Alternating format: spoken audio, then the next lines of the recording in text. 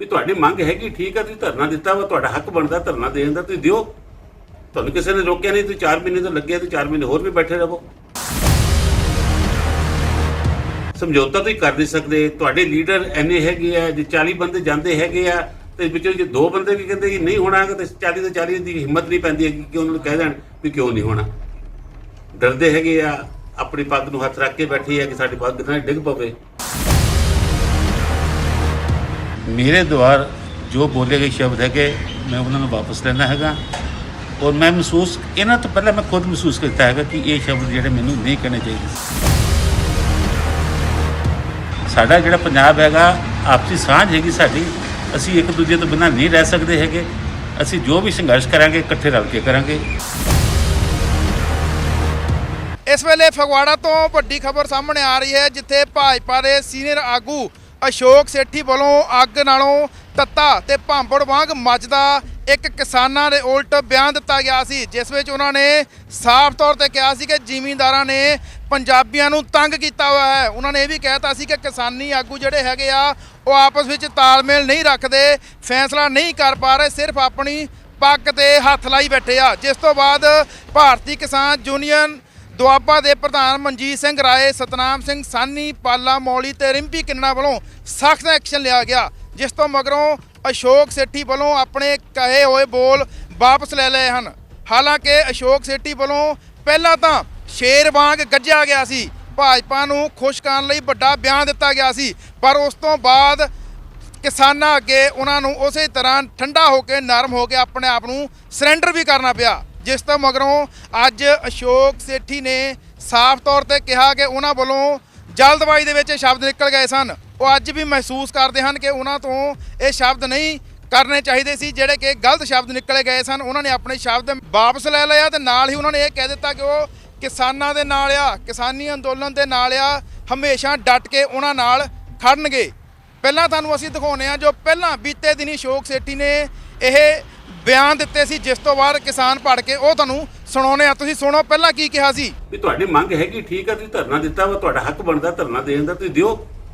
ਤੁਹਾਨੂੰ ਕਿਸੇ ਨੇ ਰੋਕਿਆ ਨਹੀਂ, ਤੁਸੀਂ 4 ਮਹੀਨੇ ਤੋਂ ਲੱਗੇ ਤੇ 4 ਮਹੀਨੇ ਹੋਰ ਵੀ ਬੈਠੇ ਰਹੋ। ਸਮਝੌਤਾ ਤੁਸੀਂ ਕਰ ਨਹੀਂ ਸਕਦੇ। ਤੁਹਾਡੇ ਲੀਡਰ ਇੰਨੇ ਹੈਗੇ ਆ, ਜੇ 40 ਬੰਦੇ ਜਾਂਦੇ ਹੈਗੇ ਆ ਤੇ ਵਿੱਚੋਂ ਜੇ 2 ਬੰਦੇ ਵੀ ਕਹਿੰਦੇ ਕਿ ਨਹੀਂ ਹੋਣਾ ਤੇ 40 ਤੋਂ 40 ਦੀ ਹਿੰਮਤ ਨਹੀਂ ਪੈਂਦੀ ਹੈਗੀ ਕਿ ਉਹਨਾਂ ਨੂੰ ਕਹਿ ਦੇਣ ਵੀ ਕਿਉਂ ਨਹੀਂ ਹੋਣਾ। ਡਰਦੇ ਹੈਗੇ ਆ, ਆਪਣੀ ਪੱਗ ਨੂੰ ਹੱਥ ਰੱਖ ਕੇ ਬੈਠੇ ਆ ਕਿ ਸਾਡੀ ਪੱਗ ਨਾ ਡਿੱਗ ਪਵੇ।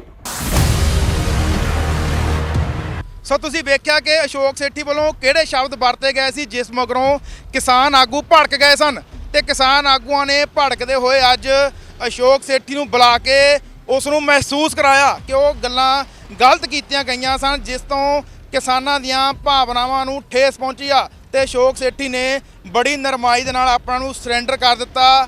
ਕੀ ਉਹਨਾਂ ਨੇ ਕਿਹਾ ਸੁਣੋ। ਮੇਰੇ ਦੁਆਰ ਜੋ ਬੋਲੇ ਗਏ ਸ਼ਬਦ ਹੈਗੇ ਮੈਂ ਉਹਨਾਂ ਨੂੰ ਵਾਪਸ ਲੈਣਾ ਹੈਗਾ।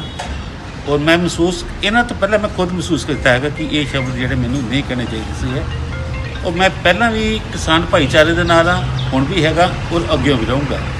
ਸਾਡਾ ਜਿਹੜਾ ਪੰਜਾਬ ਹੈਗਾ ਆਪਸੀ ਸਾਂਝ ਹੈਗੀ ਸਾਡੀ, ਅਸੀਂ ਇੱਕ ਦੂਜੇ ਤੋਂ ਬਿਨਾਂ ਨਹੀਂ ਰਹਿ ਸਕਦੇ ਹੈਗੇ। ਅਸੀਂ ਜੋ ਵੀ ਸੰਘਰਸ਼ ਕਰਾਂਗੇ ਇਕੱਠੇ ਰਲ ਕੇ ਕਰਾਂਗੇ। ਵਾਹਿਗੁਰੂ ਜੀ ਕਾ ਖਾਲਸਾ, ਵਾਹਿਗੁਰੂ ਜੀ ਕੀ ਫਤਿਹ।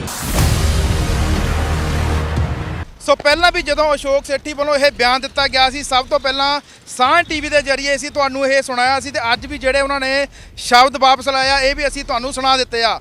ਪਰ ਮਸਲਾ ਤਾਂ ਇਸ ਗੱਲ ਦਾ ਹੈ, ਜਦੋਂ ਬੰਦਾ ਬਿਆਨ ਦਿੰਦਾ ਹੈ ਤਾਂ ਉਸ ਨੂੰ ਪਹਿਲਾਂ ਹੀ ਸੋਚ ਸਮਝ ਕੇ ਆਪਣੇ ਮੂੰਹ ਦੇ ਵਿੱਚੋਂ ਲਫ਼ਜ਼ ਕੱਢਣੇ ਚਾਹੀਦੇ ਆ, ਕਿਉਂਕਿ ਸਿਆਣੇ ਕਹਿ ਗਏ ਆ ਕਿ ਮੂੰਹੋਂ ਨਿਕਲਿਆ ਬੋਲ ਤੇ ਬੰਦੂਕ 'ਚੋਂ ਨਿਕਲੀ ਗੋਲੀ ਕਦੇ ਵਾਪਸ ਨਹੀਂ ਆਉਂਦੀ। ਸੋ ਹਮੇਸ਼ਾ ਸਾਨੂੰ ਸੋਚ ਕੇ ਬੋਲਣਾ ਚਾਹੀਦਾ।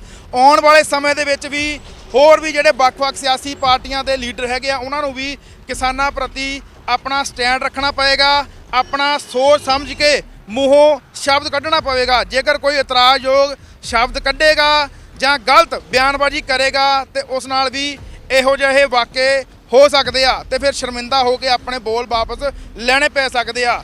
ਪਹਿਲਾਂ ਸੋਚੋ ਫਿਰ ਬੋਲੋ, ਪਹਿਲਾਂ ਨਾਪੋ ਫਿਰ ਬੋਲੋ, ਪਹਿਲਾਂ ਤੋਲੋ ਫਿਰ ਬੋਲੋ। ਕੈਮਰਾਮੈਨ ਜੱਸੀ ਸੈਣੀ ਦੇ ਨਾਲ ਹਰਦੀਪ ਸਿੰਘ ਤੱਗੜ, ਸਾਂਝ ਟੀਵੀ, ਫਗਵਾੜਾ। ਫਗਵਾੜਾ ਦੇ ਵਿੱਚ ਆਸ਼ੂ ਦੀ ਹੱਟੀ ਦਾ ਖੁੱਲਾ ਚੈਲੰਜ, ਜਿੱਥੋਂ ਤੁਹਾਨੂੰ ਮਿਲਣਗੇ ਸ਼ਹਿਰ ਵਿੱਚ ਸਭ ਤੋਂ ਸਸਤੇ ਰੇਟ ਤੇ ਸੂਟ, ਲਹਿੰਗੇ, ਸਾੜੀਆਂ ਤੇ ਪਲਾਜ਼ੋ।